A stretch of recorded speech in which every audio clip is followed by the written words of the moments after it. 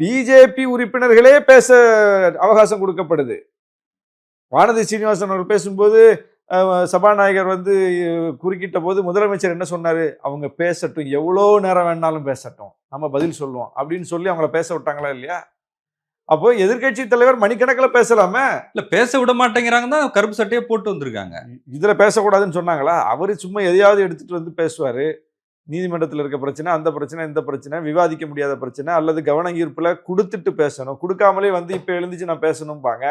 அந்த மாதிரி விஷயங்கள்ல சபாநாயகர் அனுமதி இல்லைம்பாரு. உடனே இவங்க அதை காரணம் காட்டி வெளிநடப்பு செய்வாங்க. அது ஒரு வழக்கமான ஒரு விஷயமா செஞ்சுட்டு வர்றாங்க. அதுல எந்த ஒரு பொது நலனும் இல்லை. அது முழுக்க முழுக்க ஒரு அரசியல் நடவடிக்கை. ஆனா இன்னைக்கு அவையில இருந்தாங்க, இல்லாம இல்லை. எல்லா கட்சிகளுக்கும் பேசுவதற்கு வாய்ப்பு வழங்கப்படுது இது குறித்து. அப்போ அந்த நேரத்துல இதுல அவர் பேசாம இருக்காரு.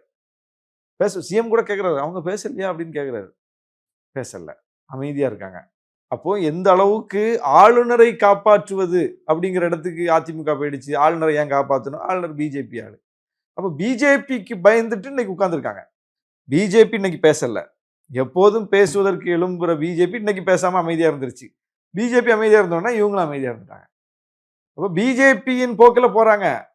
பிஜேபிக்கு இது கொள்கை, ஆளுநரை காப்பாற்றுவது. அதிமுக கொள்கையா? அதிமுக என்ன கொள்கை? அதிமுக மாநில சுயாட்சியில கொள்கை. அதிமுக ஆளுநருடைய இந்த அடாவடித்தனத்தை எதிர்ப்பது தானே கொள்கை. அப்போ உங்க கொள்கையை விட்டுட்டு நீங்க பிஜேபிக்கு அமைதியா இருக்கீங்க? அப்போ பிஜேபியை தமிழ்நாட்டு மக்கள் வச்சிருக்க இடத்துல தானே உங்களையும் கொண்டு வைப்பாங்க. இந்த விஷயத்துல எல்லாம் நீங்க துணிந்து பேசினா தானே தமிழ்நாட்டு மக்கள் உங்களை ஆதரிப்பாங்க.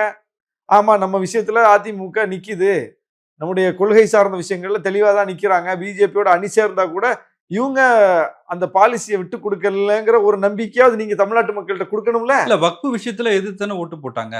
அது நம்பிக்கை வரலையா உங்களுக்கு? இல்லங்க, இது ரொம்ப முக்கியமானது ஒண்ணுல. வக்ஃபு விஷயத்துல வேற என்ன செய்ய முடியும்? அவங்க ஏற்கனவே சிஐ ஆதரிச்சுட்டு அவங்க பட்டப்பாடு தெரியும்ல. நாளைக்கு பிஜேபி அலைன்ஸ் இல்லைன்னா அவங்களுக்கு அது எவ்வளவு பெரிய சிக்கலா மாறும். எப்படி மாறிச்சு அவங்களுக்கு? ஏன் அவங்க மேல நம்பிக்கை வரல?